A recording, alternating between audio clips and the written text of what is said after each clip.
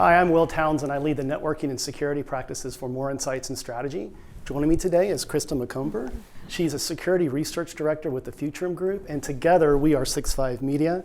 Vasu Jakkal, you're the corporate vice president of Microsoft Security Business. Yes. Welcome to the conversation. Thank you. It's great to be here with you in the Big Apple, where Awesome. what the city never sleeps. It never sleeps, and we're hearing all the sounds as we go along here.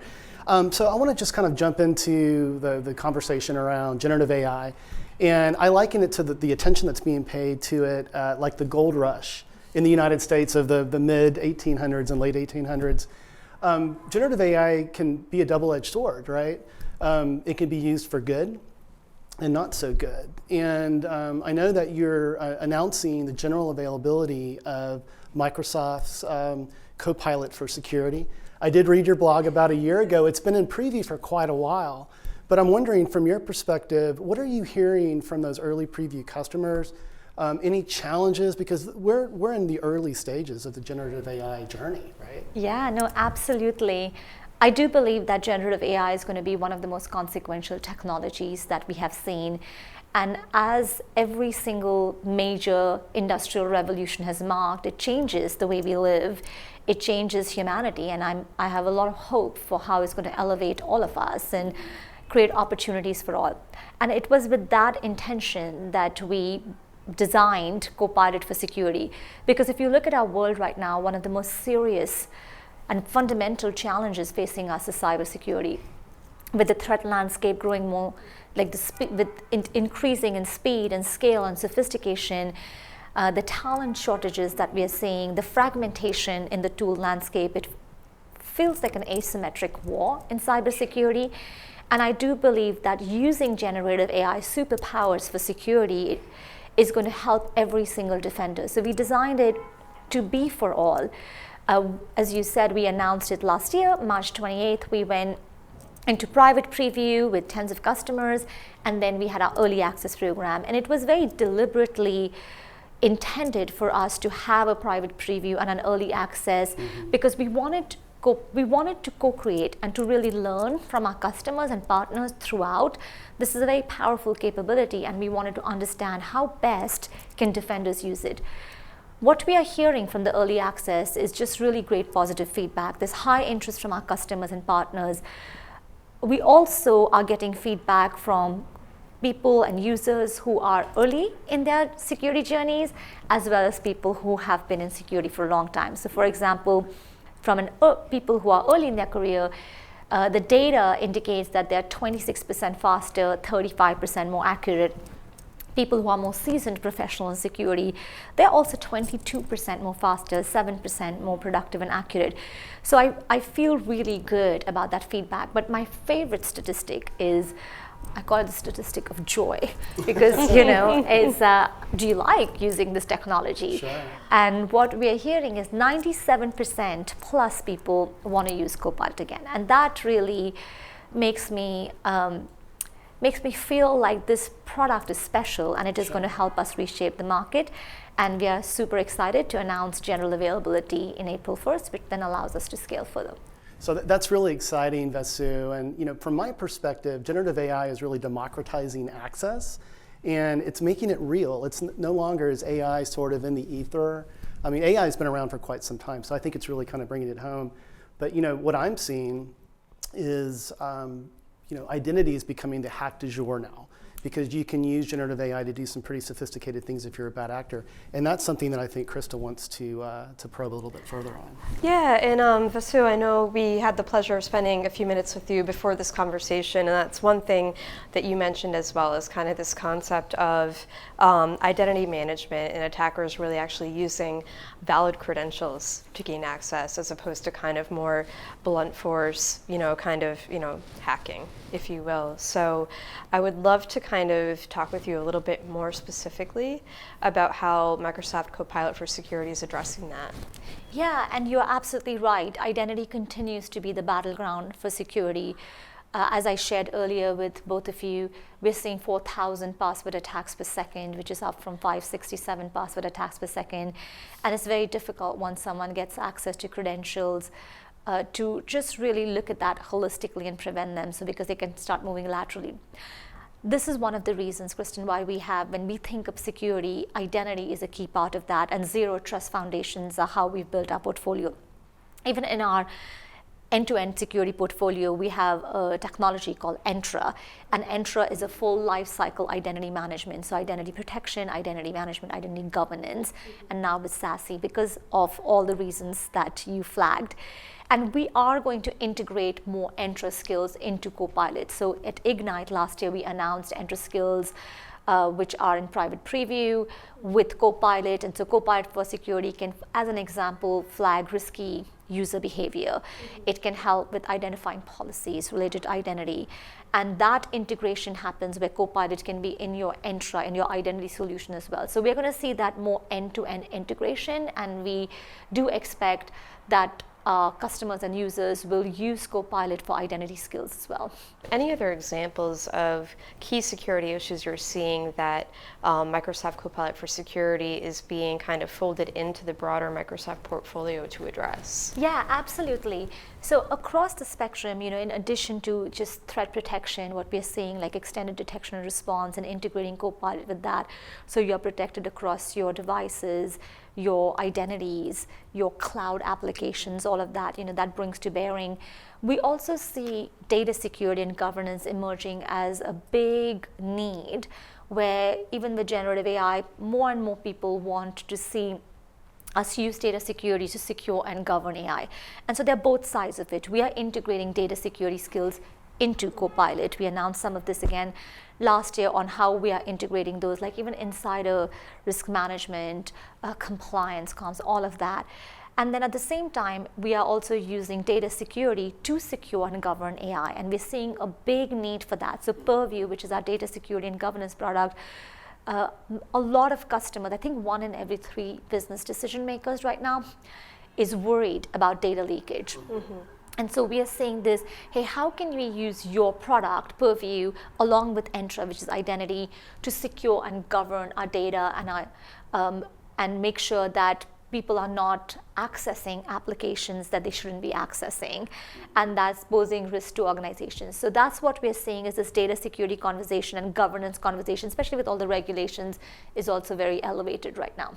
Absolutely. I think when we look at generative AI, I think the secure usage of data and kind of the secure access to data, I think is something that as an industry we're certainly still figuring it out, and I think it's going to be very paramount, especially as as we're talking about today, as generative AI becomes more democratized and kind of the use cases become more established among companies of all sizes, industries, regions. Absolutely, and also like staying a step ahead of bad actors. You mentioned it beautifully earlier that attackers are also going to use every tool that they can to continue advancing their own agendas, whether it's nation state or ransomware.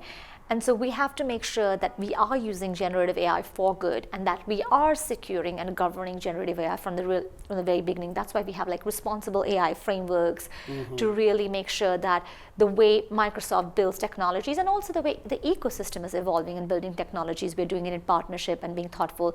We're also increasing our threat detection and protection capabilities. We did some work with OpenAI as an example, where we published it 2 weeks back on just early signals and what we're seeing from our attacker behavior, and we saw 5 nation-state groups using Gen AI to get more productive, to do better coding, to do better recon. So I think we have to be very vigilant, and to me, AI is going to take a village. We are all in this village, and we have to look at all aspects of it, and never has been the role of security and security professionals more important. No, it's a great point that you make. From my perspective, I spent a lot of time in the channel before I became an analyst, and talking about that village, your channel partners are part of that village, and it's going to be really important to train them so that they can present the solution correctly. The other challenge in the channel, there are a lot of security solutions out there. The whitewash is so high right now around generative AI, with lots of companies claiming capabilities. Yeah. So I'm wondering, Vasu, how will Microsoft approach that, getting your channel partners properly trained, but more importantly, convincing your channel partners to lead with Microsoft? Yeah, what a great question. So you're right. We've always said security is a team sport, and our channel partners and all partners are the heart of that. There's a high amount of interest from partners for Copilot for security, which is great. We announced a partner community for Copilot, and we have 1,000+ partners as part of that community, which includes like skilling and enabling and giving them the tools and resources. And then in particular for Copilot for Security Early Access, we now have more than 100 partners who are part of that early access program. And so we are working with them because one of the things that our partners can really help us is scale. And we're going to have to teach customers and organizations to deploy this tool, to use this tool, to make this a part of their everyday workflows. I think our partners have tremendous opportunity to shape that and to work within that. And so we're working on the right programs for them.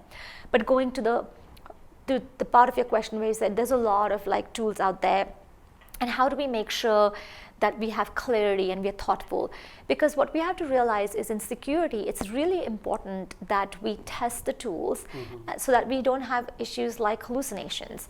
And for that, you need lots of investment, lots of troves of data, and you need to have massive amount of security expertise. And that's where the Microsoft Copilot for Security is different, because we took the ChatGPT 4 model or the latest LLM models from OpenAI, and then we built a Microsoft security specific model. This model is grounded on our signal intelligence and our human intelligence. So we were processing 65 trillion signals early in the year. We have a brand new number. We're processing 78 trillion signals every day. Those signals, it's mind-blowing to think about the volume. Isn't it? It really is. And like we can't even process this without AI, but it's mind-blowing. So there is no other company that can process this amount of intelligence in the signals or has this, and you can't protect what you cannot see. So the fact that we have this, and this is what the Microsoft Copilot for Security is built on, is immensely differentiated. Secondly, we have an end-to-end portfolio, and many times end-to-end, like it's a misnomer, like people think of just threat protection end-to-end. It's not truly. End-to-end means along with XDR and SIEM, you need data security and governance and privacy and device management and IT management and identity, and we have all of that. So all those skills from a security standpoint, we've trained Copilot.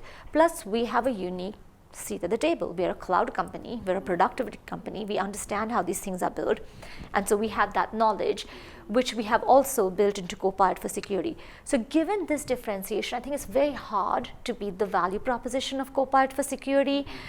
And for our channel partners, I would just say, be thoughtful about who you choose to partner with and what are the investments that are going into that, because also Gen AI requires large amount of investments. Just from a security standpoint, we announced $20 billion of investment in R&D 2 years back. That's $4 billion a year. In addition, we have all of the Gen AI investments that Microsoft is making, which also then create this force multiplier. So I feel like that is a big differentiation for Microsoft. And then talking about force multipliers, our Copilot for Security plus our end-to-end portfolio plus our threat intelligence just creates this flywheel of innovation and force multipliers. So it's I think it's hard to beat our value proposition. Right, yeah. I know Krista wants to get into the pricing, but before we go there, can we talk about scalability? And I think I asked you this earlier today. So how have you approached the design so that you can scale it up and down market? One of the biggest challenges for small businesses is oftentimes their IT staffs, their NetOps staffs are having to do the SecOps work. There's a huge skills shortage in security as well. So have you designed Copilot for Security to be able to scale up and down market? We have designed Copilot for Security to extend really from small and medium businesses all the way to enterprises, because we do believe that this tool has the capability, given natural language processing and the way it works, to customize itself to all of these organizations and their really digital estates to provide value for all. In fact, we have customers with really small security teams who are using Copilot for Security. And then on the other end of the spectrum, we have customers who have large security teams using that.